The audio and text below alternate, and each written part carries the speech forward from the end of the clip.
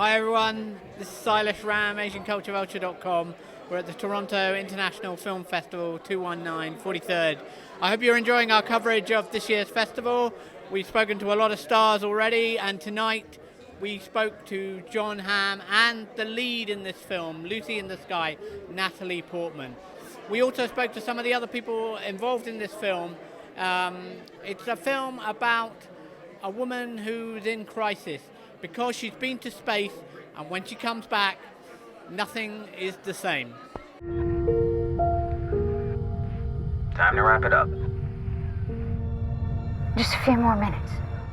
What was it about this film that made you want to do it?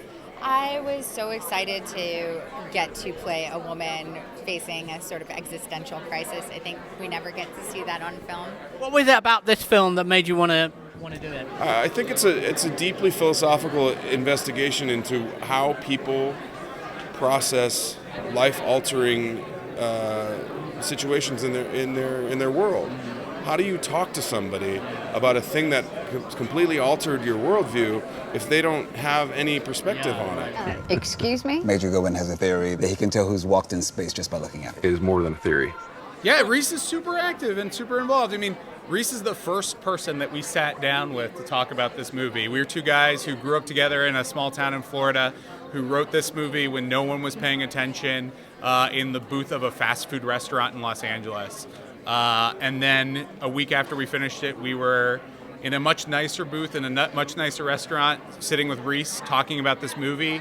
And that was sort of the beginning of all of this and how strange this all feels. And if I didn't have my childhood best friend here with me, I would be pretty sure that none of this would happen. So what was the inspiration for this story? This story? Well, we grew up in Florida. We grew up 30 minutes from the Space Center. Mm-hmm. Every time the shuttle went up, it was something that we would catch from our backyard. We know the story that is the inspiration for this well. It is something that sort of shook us because our friends growing up in middle school, high school, their parents worked at NASA. They were just goofy moms and dads to us. Mm-hmm. And in our research, we found that astronauts are that too. I think we ask a lot of astronauts, but what we don't expect of them is for them to be actual people. It's very easy to dehumanize astronauts. And they look like action figures. They look like action figures. They're in suits. They have dark helmets. But they're people under there, and that was what was most interesting to us. Yeah, exactly. Do you think something happens to people when they go to space and come back?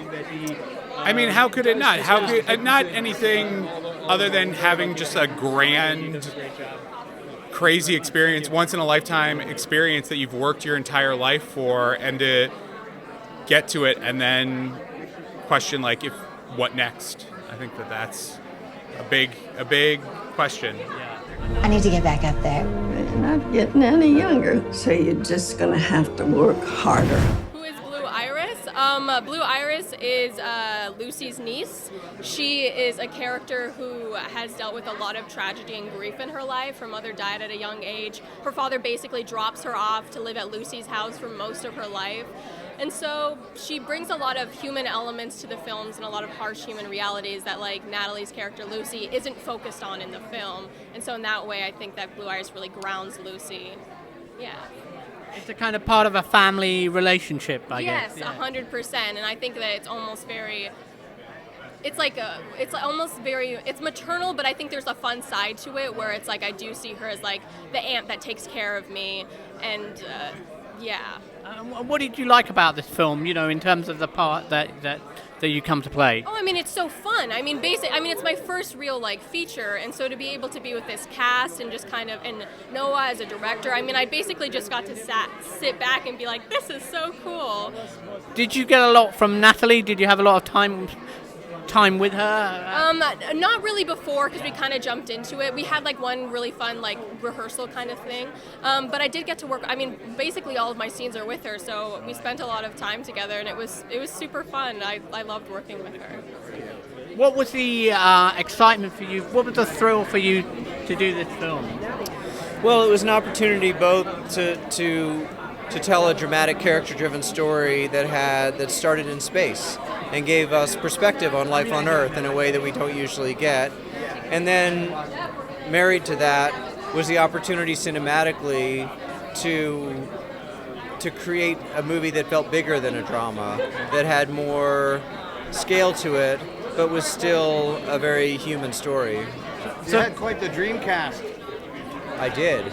I felt very lucky to have Natalie and Jon Hamm and Zazie and Dan Stevens, and there's no small characters to me. So I called in some favors. I got Nick Offerman to come in and work with me, and every day was a dream.